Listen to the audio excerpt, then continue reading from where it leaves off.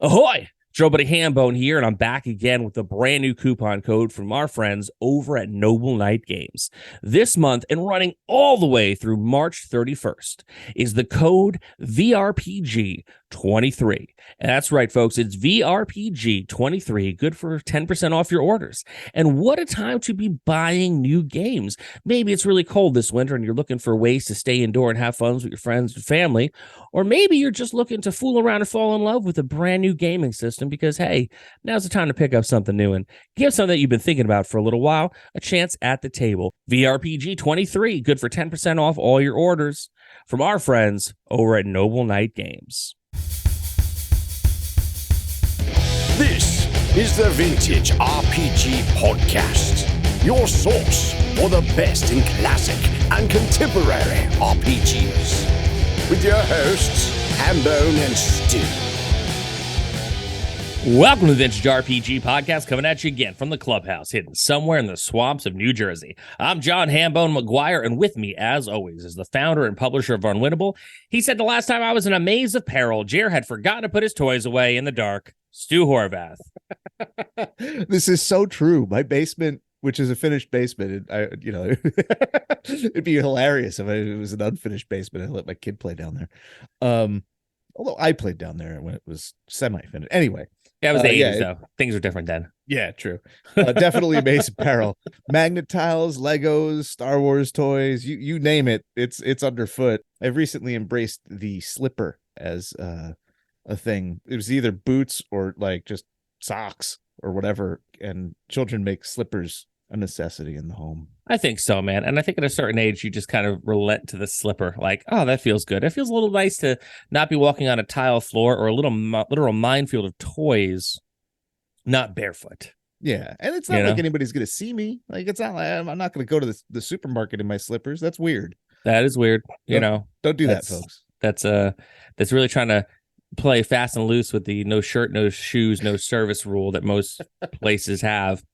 Anyway, before we get into the episode, I just want to talk about the wee elephant in the room. We started doing ads. We started taking on ads to, help supplement some of the overall costs of making the show. And, wasn't that bad of an idea at first.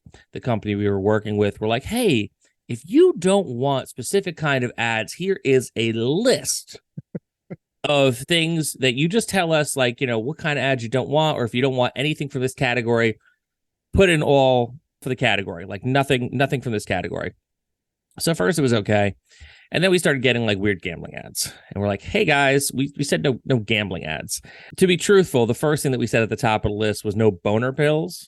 And they, for some reason, like listened to that, but like political ads for like gambling, and then finally like weird religious fundamental TV shows was the final straw. We really do listen to you all when you reach out to us. We're like, hey, these ads are kind of gross. And with each time, we gave them 3 strikes. We were like, okay, we went back, they fixed it, went back again, they fixed it. And then finally we were just like, you know what, fuck this, we're out. We really do value our listenership, and the money is definitely not worth alienating any of you. So thank you so much for being with us in and out every week for almost 5 years now, and we really do appreciate you. And we want you to know that the ads you're going to hear just going to be Noble Knight, or like someone that we know in the games business who's like, hey, I could use a leg up with my Kickstarter, because we still want to help people. But no more weird ads. And in back episodes, if you're listening to one of the back episodes, once we bounced from that podcast provider, those ads went away. So, everything's cool again, except when we bounced from that podcast provider and went back to our old provider, for whatever reason, the episode didn't come out last week on time, and we're still fighting to get it out on certain platforms. And we're really sorry about that. It's real technical difficulty stuff that is completely out of our control, because they're just not calling us back after Stu had repeatedly emailed them over the last bunch of days. So we are going to be more than likely looking for another podcast provider again. So if you know anyone that you think is cool, definitely let us know. I mean, we're definitely going to check them out, because we really want to make sure that the damn show comes out on time. But so much silence from that tech support. So frustrating. We just want to say thank you. And we're grateful for all our listeners. We're grateful for the time you invest in us. We're grateful, really Special shout out to the people who reached out to us. It does take a lot of guts to reach out to a show or to people who you don't really know personally and be like, hey, this kind of sucks. And, we listen to you and we appreciate you, being brave enough to reach out, because it really did make the overall experience better for everyone, except for us right now, because for the love of God, customer support, call us back so we can put it out on Google again. So bad. Anyway, but we're not going to talk about it. We're just going to let it go. And when I say we, I mean me personally. So we're going to talk about a book today. And Stu, the book is called, I made the joke earlier, but I got so mad I've already forgotten it. The Maze of Peril. Very cool. Who wrote it? A gentleman named John Eric Holmes, who our listeners are probably familiar with as the author of the original Dungeons and Dragons basic box set. Oh, wow. I thought you were going to say from his time in the adult entertainment industry, but different John Holmes, right? Yeah. Or is it? No, yeah. The Dr. John Eric Holmes, I believe he was like a neurosurgeon or something with brains. But he's the fellow who was just like, hey, Dungeons and Dragons is great, but the rules are hard to understand. Let me take a crack at this and make a sort of a beginner on-ramp for Dungeons and Dragons. And the folks at TSR were just like, well, whatever. And then he was just like, it'll help you sell it more effectively to children. And TSR was like, yes, let's do this. And then there we go. It's an important step in the history of D&D's supremacy in the hobby, facilitated by John Eric Holmes. He was a writer, a fantasy fan. He wrote a couple, I feel like barbarian style fantasy novels. He might have done some licensed Conan novels. But Maze of Peril is an interesting one because Maze of Peril is a novel that's based directly out of his Dungeons and Dragons sessions campaign with his sons. Oh, I love that. Yeah. So I'm working on a thing that's about dungeons, book sort of thing. So I've been reading a lot of stories, literature and nonfiction actually about dungeons and subterranean spaces, and this kind of popped up on my radar, and I picked it up. So the book that I got was published by Space and Time, which I had never heard of. It came out in 1986. The copy that I got, I believe, was for cover price, which was $6.95, and it's new old stock. Like, this is a legitimate, it's been sitting in a box since 1986. Perfect mint condition. You can tell there's something about the way the book looks, the quality of the paper. It looks like an object from 1986, but it had a very eerie quality, because whenever I get something that looks brand new from the 80s, I find it slightly unsettling, because there should be a patina of age after 40 years. Oh, that's something special though, man. That's like packed in a box and never seen the light of day until now. Like, that's almost 40 years in a box waiting to be undone. Yeah. It's got blue ink on it. It's just blue ink on white paper for the cover. The whiteness of the cover, even though it was probably in a box, has gone slightly yellow. There's an eeriness to it. Like it's just unsettling. It seems unnatural, which is, I love it. It's fronted with a cover by Dan Day, who did a lot of work for Chaosium at the time. And I picked it up. I was just like, oh, this looks cool. And I love it as an object, but there's no way that this is going to be a good book. And I started reading it. I was just like, oh man, this is tough. This is really tough, because it's very much like you can hear the players at the table in the prose of this book. They meet at a tavern. He apparently wrote several other stories featuring some of these characters. The primary is a pair. Zareth is a dark elf, and that's how he's described.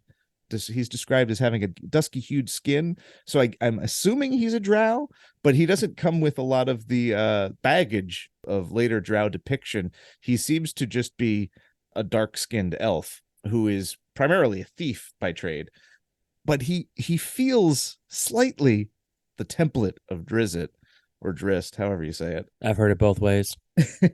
And this is sort of their first adventure together. He meets a halfling thief named Boinger. Boinger? Boinger.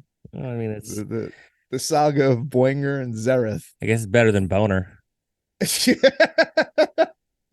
And they're hired by Murray the Mage.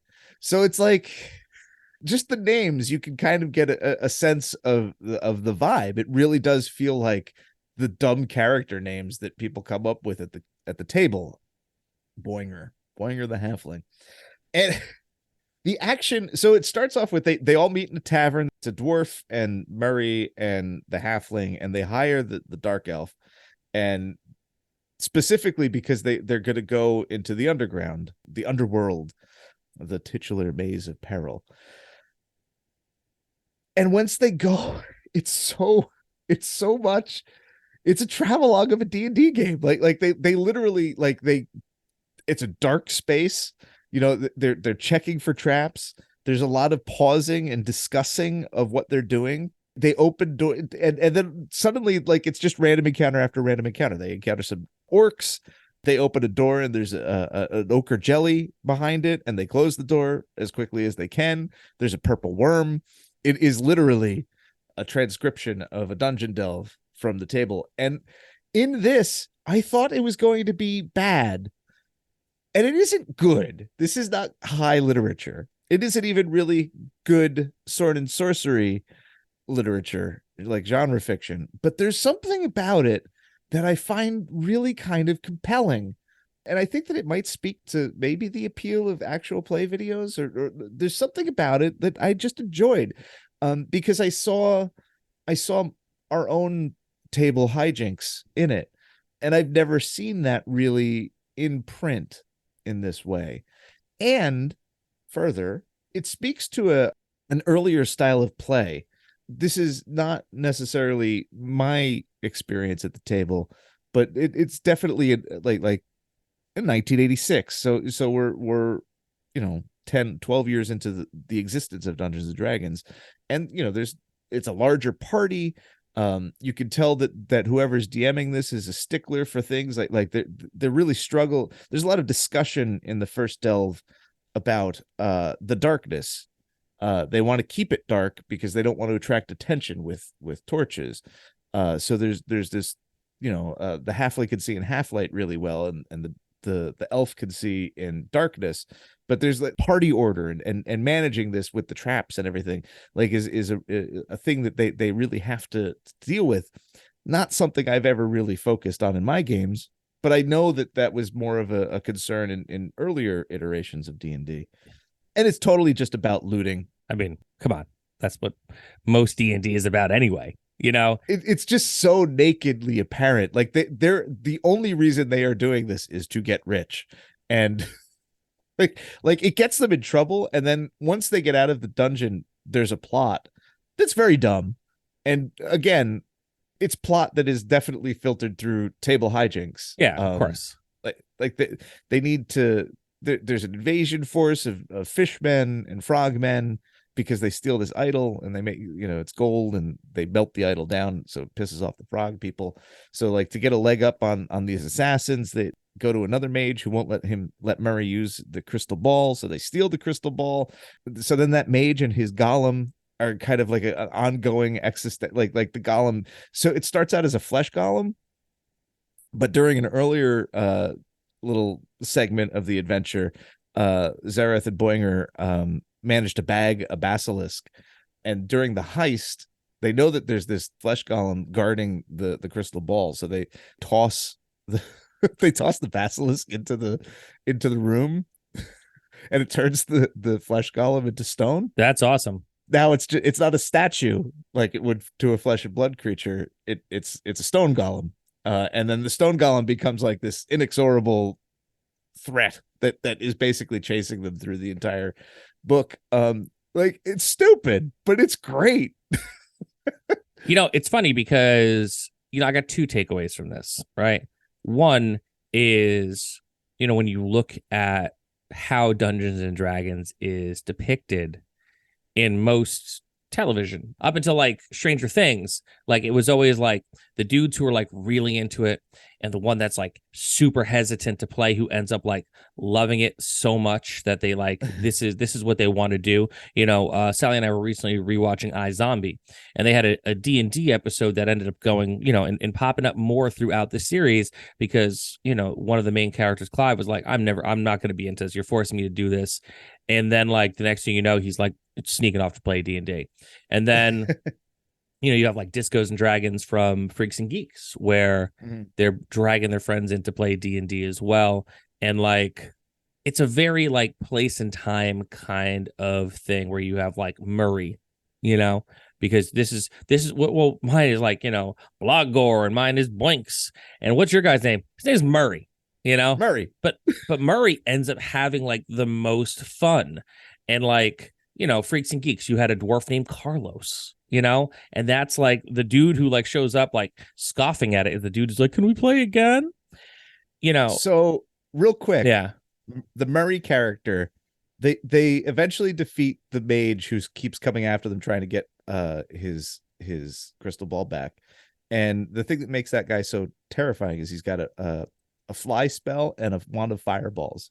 And then Murray gets the wand of fireballs, and it turns him into an absolute lunatic. Of course. He's firing fireballs everywhere. The rest of the party is just like, dude, you need to stop. Drunk. You're going to bring the roof down on us. Yeah. But totally drunk with power and totally like acknowledgeable. Like I've seen that player behavior, and it's so weird to see it happen in a book. Yeah, you give me flashbacks here, man. Ooh. My other takeaway is that, I recently wrote a sample play section for one of the books. And it's challenging because you're sitting there and you're like, okay, now I have to make up 5 kids who are playing this game and write their experiences in all different voices, right? And so when you're talking to me about this, Maze of Peril seems like a novel that's just a sample play session. Because as you're like describing, had a wand of fireballs, had this and that, I'm like, okay, so they're actually like teaching you how to play Dungeons and Dragons, how to understand terminology by putting it into fiction and not just like the D&D textbook that is the player's handbook or the Dungeon Master's Guide. And I think that's kind of something that's like fun, and you wouldn't see that nowadays because something like that doesn't exist in that form anymore, because you have like actual plays and like you're being entertained, but you're also learning how to play Dungeons and Dragons or whatever RPG you're playing. So I think there's something that's really special about something like the Maze of Peril, where I feel like, you're learning how to do encounters. You're learning how to do combat. You're learning like you should duck when Murray gets the wand of fireballs, like that's something that's like, not just a time capsule to the 80s because you found in a box, new old stock, but like that is a real place and time for, books that you would buy back in the day. And it makes sense that this is written by the same guy who brought us the original basic box set, right? 100%. Which was focused on examples of play and contextualizing these rules in a way that would make sense to new players who never played any kind of war game or role-playing game in the past. My favorite part of this book is that all the characters are aware of levels like a non-abstract way. like they refer to, they're gauging the threat level of the mages based on their level. Like that Murray can't deal with this other guy because the other guy is like 2 levels higher. Like I love people like discussing things like that as if like human beings in life have levels. Like that's wild. So basically John Holmes just set up like a tape recorder at the table one day, just didn't tell nobody, and then just sat there like painstakingly transcribing the thing. Pretty much. Yeah, that's cool. That's fun. Yeah. I kind of love it, man. I think that's a pretty fun idea. So, Stu, do you have any final thoughts on Maze of Peril? Yeah, buy it and give it a read. It's only 144 pages. I read it basically overnight. It goes fast. It's kind of a hoot. I think that, like you said, that it speaks to a lot of different things about the hobby that you can't get in this particular form anymore. It is a time capsule in a way, and it just wound up being a lot of good fun. Like I said, not high art, but that doesn't matter. High art isn't all it's cracked up to be all the time. Where'd you find the new old stock? I think it was on Abe Books. Like if you look for the Maze of Peril, I'm pretty sure that this was the only edition that was ever published. You should be able to find it on eBay and Abe Books. Basically, the seller was Space and Time. Oh man, what if it's actually John Holmes just like selling them out of his garage? Well, he's dead. Oh, so. Okay. Yeah. Well, Yeah, I could see how that would throw a monkey wrench in the works. Yeah. I don't think that Space and Times was Holmes. I think that it was somebody else. Because a thing that we've lost in over the decades is the rich sort of fan publication scene, which is different from the current sort of indie zine RPG scene. It was just a culture of sci-fi and fantasy fanzines, in which people would like contribute art and stories for no real remuneration, just for the love of it. That's where places like Jeff Easley got his start as an artist. Stephen Fabian was another one who did a lot of art for fanzines. And I think that Maze of Peril is sort of like an extension of that. It comes out of that amateur enthusiast thing that was happening in the 70s and 60s, 70s, and 80s that has sort of died out and mutated and reimagined itself in the post-internet era. Well, very cool. This was another amazing episode of the Vintage RPG Podcast. Stu, where can the people find you on the internets? Oh, I feel like I haven't done this in a while. On Instagram at Vintage RPG. And eventually there will be a post about the Maze of Peril, so you'll be able to see that cover art if you don't follow my advice and buy a copy for yourself. Very cool. And you can find me across the internet at John McGuire RPG. I'm on the Instagram, I'm on the Twitters, I'm on the TikToks. I'm trying to post more, man. You know, when you're trying to sell stuff, you got to post more, but I'm like, I don't want to post. Anyway, if you like the show, don't forget to rate, review, and subscribe. Your reviews really do help other listeners to find us. If you really like the show, why not become a patron? Patreon.com/vintagerpg. We got early release episodes. We got a behind the scenes look at Stu's book, which is called Monsters, Aliens, and Holes in the Ground, a guide to tabletop role-playing games from Dungeons & Dragons to Mothership. We got a behind the scenes look at 3, 2, 1 action. We run games for our patrons. We got a killer Discord community that we'd love for you to be a part of. Patreon.com/vintagerpg. So for Stu Horvath, I'm John Hambone McGuire. May the dice always roll in your favor. Thanks for listening. Don't forget to like, review, and subscribe to the podcast. Every review helps other listeners to find us. The Vintage RPG Podcast is a ham-fisted production. Music by Dega West. Art by Schaefer Brown. If you like the podcast, you should also consider becoming a patron at patreon.com.